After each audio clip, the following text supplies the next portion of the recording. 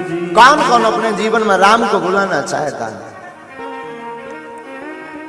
एक सूत्र याद रखो आज की कथा का, जितने पत्रकार बैठे हैं आपके लिए बहुत काम का सूत्र है ये। भगवान की परीक्षा मत लो, भगवान की प्रतीक्षा करो। और भक्तों के लिए भी कहना है, भगवान की और गुरु की परीक्षा ना लो, भगवान की और गुरु की तो प्रतीक्षा करो। क्या करो? प्रतीक्षा। परीक्षा लोगे तो नाक कान कट जाएगी, परीक्षा लोगे तो नाक कान कट जाएगी, और प्रतीक्षा करोगे तो राम घर आएंगे।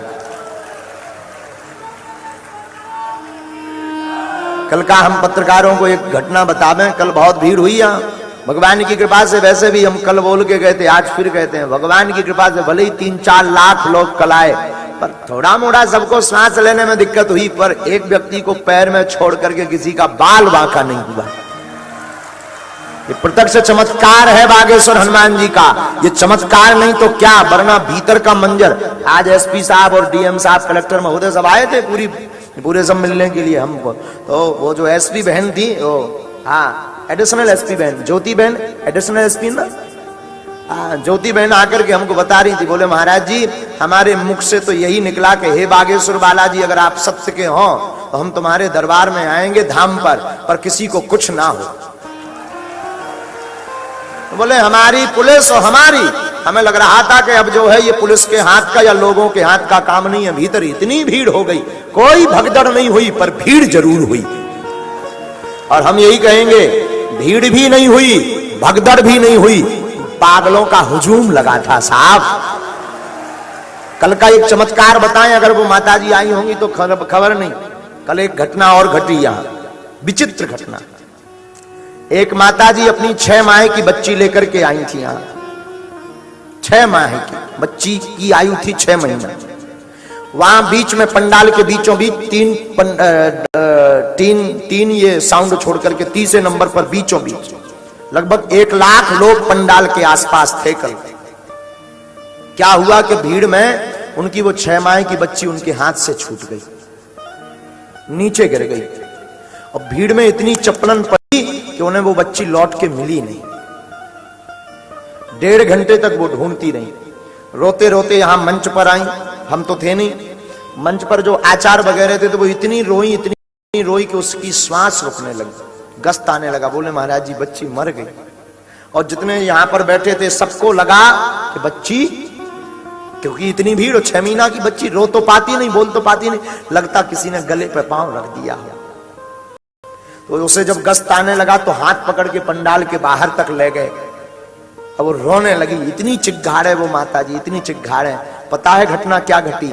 एक वृद्ध आदमी सफेद कपड़ा पहने हुए, सफेद पगड़ी बांधे हुए उस बच्ची को लेकर के आके पूछता है क्या ये तुम्हारी बच्ची है?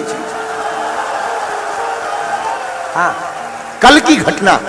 वो पूछता है क्या ये तुम्हारी बच्ची है? ना उसने कभी देखा, ना वो कभी परिचित हुई, गले से लगा लिया उस बच्ची को। साक्षात हनुमान जी कल यहां विराजमान थे। हमें तो लगता वो कोई और नहीं, साक्षात सन्यासी बाबा ही उस बच्ची को 50,000 1 लाख लोगों से उठा करके पंडाल के बाहर लेकर के चले गए। यही तो बागेश्वर धाम का चमत्कार है। और क्या है? लोग कहते बागेश्वर धाम में क्या है? बागेश्वर धाम में वो है जो तुम सोच नहीं सकते यारो। नारियल की तो नहीं कहते कि हम आगे बांटेंगे कि नहीं बांटेंगे, पर ये कहेंगे तुम अब मत डरना, अभी तो 5 लाख आए थे, अगली कथा में 10 लाख की तैयारी करो, बाल बांका नहीं होगा। हमारे ये सब प्रताप वगैरह ये सब बच्चे जब वापस गए थे तो सब राम राम कर रहे थे। जब हमें फोन से बताया वो बच्ची गई, और हमें भी सच बताएं पहली बार डर लगा जीवन में कल कि कोई कलंक ना लग जाए, बिना हम आए कोई कलंक ना लग जाए। हनुमान जी हमारे आने से कलंक ना लग जाए। हनुमान जी की ऐसी दया। एक व्यक्ति बैरिकेडिंग पर टंगा था, उसके भर पैर में चोट आई है, तो वो सागर में है। बाकी ईश्वर की ऐसी दया, किसी का बाल बांका नहीं हुआ। तो जब 6 माह की बच्ची को बचाने के लिए हनुमान जी वृद्ध का रूप धारण कर सकते। आप विचार करो, व्यक्ति अपना बैग नहीं उठा सकता था, वो वृद्ध बूढ़ा आदमी बच्ची कैसे लाया होगा, कहां से आया होगा? इंसान तो नहीं होगा। कोई भगवान ही होगा तो शायद माता जी आई तो खड़ी हो जाए। हमने कल खबर कही थी कि उन माता जी को बुलाना जरूर। साधु जी, ये साक्षात हनुमान जी का प्रत्यक्ष प्रमाण है, साक्षात बागेश्वर धाम का प्रत्यक्ष प्रमाण।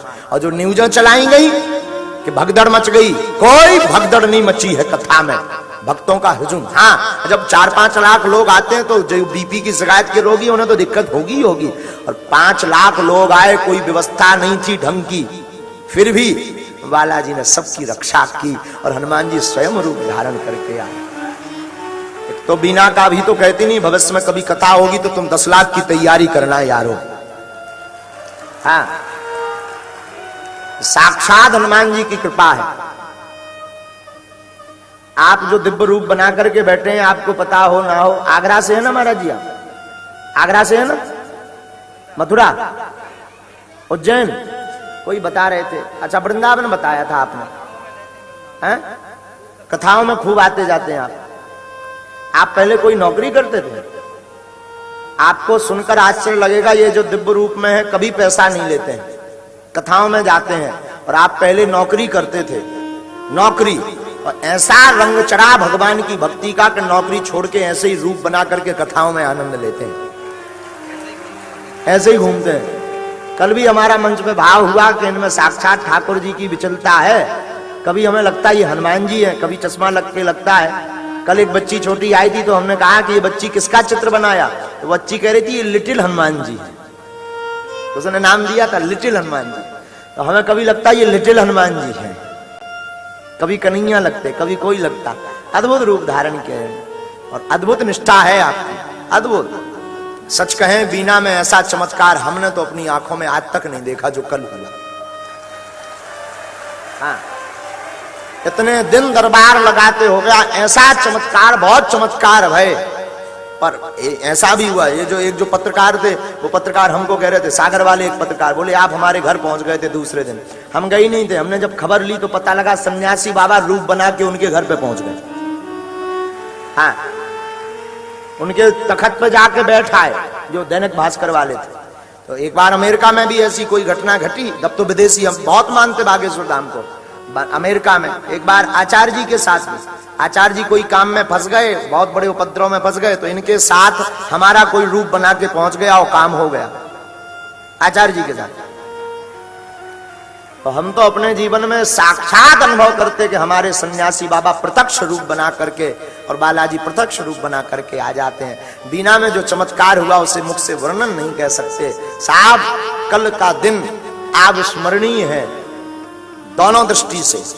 एक तो भक्तों का खूब हुजूम जुड़ा और दूसरा सन्यासी बाबा और बालाजी साक्षात रूप लेकर के आए।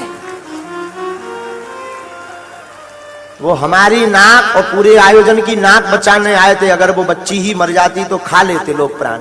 बड़े त्रिकालज्ञ तो थे, ये नहीं बता पाए, बड़े जानकार तो थे, ये नहीं बता पाए। पर सबको याद हो ना हो, हमने 2 दिन पहले ही मंच से कह दिया था कि व्यवस्था बना लें, ब्लूप्रिंट बना लें, भगदड़ हो सकती है।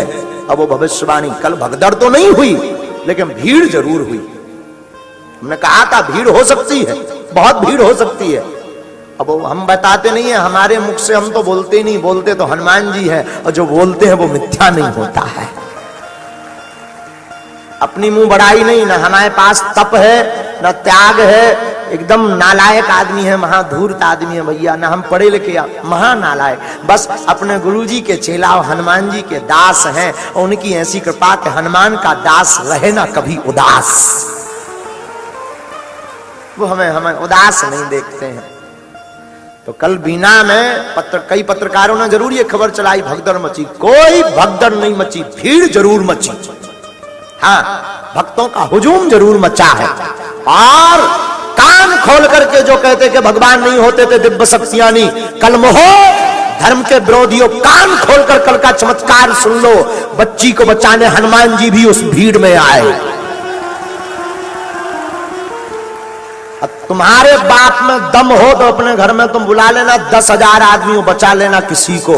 अगर हनुमान जी की कृपा नहीं होगी तो बचा पाना मुश्किल है। लेकिन कल मोहो जो सनातन के विरोधी हैं, नकटाहरो जो कह रहे थे कि कल बागेश्वरधाम वाले महाराज की कथा में क्या हुआ, हमने 2 दिन पहले भविष्यवाणी कर दी थी और कल भी बाल बांका नहीं हुआ।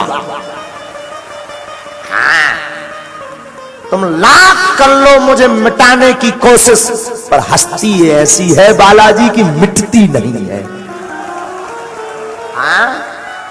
हंसने वालों, सनातन का उपहास मचाने वालों जो कहते थे कि त्रिकालज्ञ, या हम कहते हम कोई त्रिकालज्ञ नहीं है, हम न त्रिकालदर्शी हैं न हम भविष्य जानते, हम इतना जानते कि हनुमान जी को जानते बस।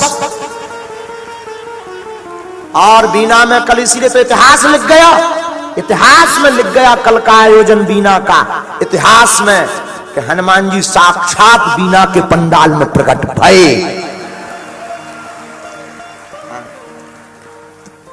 कुछ चिट्ठियां हम पढ़ेंगे, लाओ जरा, फिर इसके बाद कथा आज जो